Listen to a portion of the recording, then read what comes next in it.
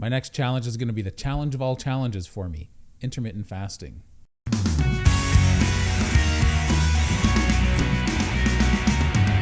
Hey, what's shaking bacon? My name is Bruno Panucci. I hope you're doing well. So instead of putting an ad in the middle of my video, I'm asking that you like, comment, or subscribe to the channel. I'd really appreciate that. So to the topic at hand, my history with intermittent fasting is kind of unique. I did intermittent fasting, probably started at around 2016. The one thing I found interesting about it was I was eating once a day and I obsessed about my next meal all the time. Now I wasn't doing zero carb or carnivore, but I was obsessed with my next meal. And I thought, okay, this intermittent fasting thing's interesting. I'm not putting on any weight or losing weight. And I was going towards calorically dense food, not nutritionally dense food.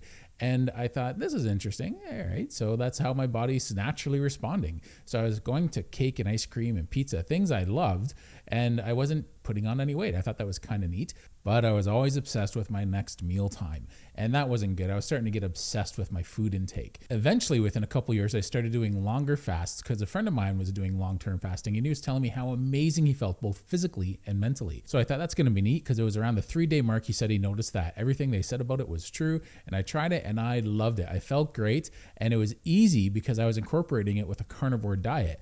The problem was my refeeding windows were way too intense and I felt horrible every time I went back to food. So I was getting to the point where I was doing 2, 3, 4 days of intermittent fasting, but I would feel horrible after I'd had that first meal, usually at the end of the day. And I would go home, sleep. The next day I would wake up and I felt like I wasn't even doing carnivore. My joints were stiff. I didn't feel good.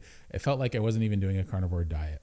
And I was always cold. I was very cold. The nice thing about that is, at least in the middle of the summer, you feel good because while everyone else is feeling 33 plus degrees in temperature, you feel like it's a nice 24. It's because I was always cold and my sleep suffered. So those are things I needed to be a little more aware of. But the main reason why I stopped was I eventually got kidney stones not long after I did a carnivore diet. I started just losing weight and it was creating a backup of uric acid in my kidneys because I have a history of gout. Problem with that was the uric acid always gets flushed out and prioritized before the ketones. I had all this backing up and I got these horrible kidney stones. It was about 2 or 3 months of torture and I hope to never go through that again. I've been on allopurinol since then and I've whittled down my medication dosage quite a bit. I was on a really strong dosage of allopurinol and that has its own side effects. I was taking like 800 milligrams a day, and that was only keeping my gout at bay.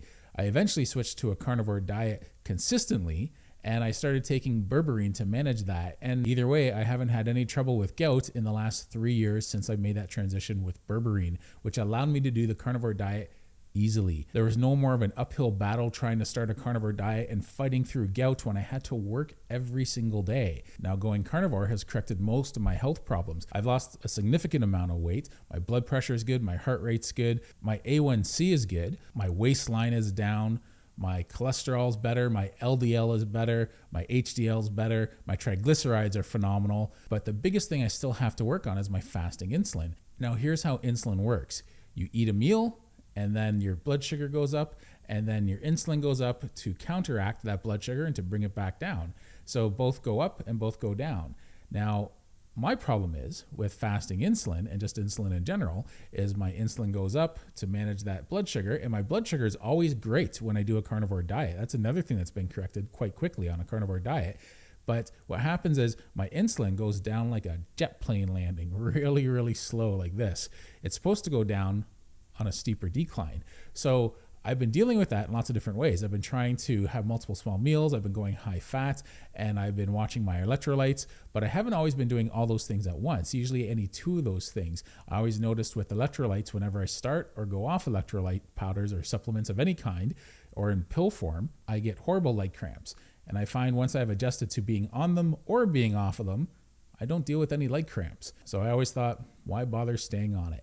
But I never incorporated that with intermittent fasting before. So fasting had both a good and negative effect on my body. It really strained my thyroid and it aggravated my gout. Now, I haven't had gout problems in 3 years, so I'm at the point where I think I'm ready to try it again because my biggest problem I have right now, the main thing I'm trying to tackle is fasting insulin. My insulin is chronically high and I've tried to combat it in lots of different ways, both through diet and exercise. I made an impact at one point and it lowered, but it was still high, but it lowered dramatically, probably by about 1/3. Now, the problem is it went right back up eventually. And I was like, okay, my body just adapted to that. So I clearly have some insulin issues. The best way to manage insulin issues, and I said this through lots of my videos, is intermittent fasting. I've always said I like to do it. I like the way I feel on it for the most part, but it doesn't work for me because of my history of hypothyroidism and gout. Well, to help manage my hypothyroidism, I'm going to make sure to get iodine, Lugol's iodine. I already have that. I'm prepared for that. My gout hasn't seemed to be an issue in a while, so hopefully that won't be an issue. I'm going to go back on my allopurinol at 300 milligrams just to make sure I'm not dealing with too much uric acid issues. And also, I'm going to start taking an electrolyte powder. I'm probably going to go with snake juice just because out of the ones I've researched, that one seems easiest to make. I can make that myself. It'll save me a lot of money for having to buy anything. And also it has a good balance of potassium to sodium. And I'm going to incorporate a little bit of, and I mean a very little bit of borax into it. And I'm going to use high quality baking soda. That's one way to help neutralize uric acid. That's something I was doing back when I had gout problems a long time ago. My uric acid is in normal levels now. One of the problems people often have with gout is a history of metabolic syndrome, or actually having metabolic syndrome. Metabolic syndrome is not an issue for me anymore. So now I think, you know what?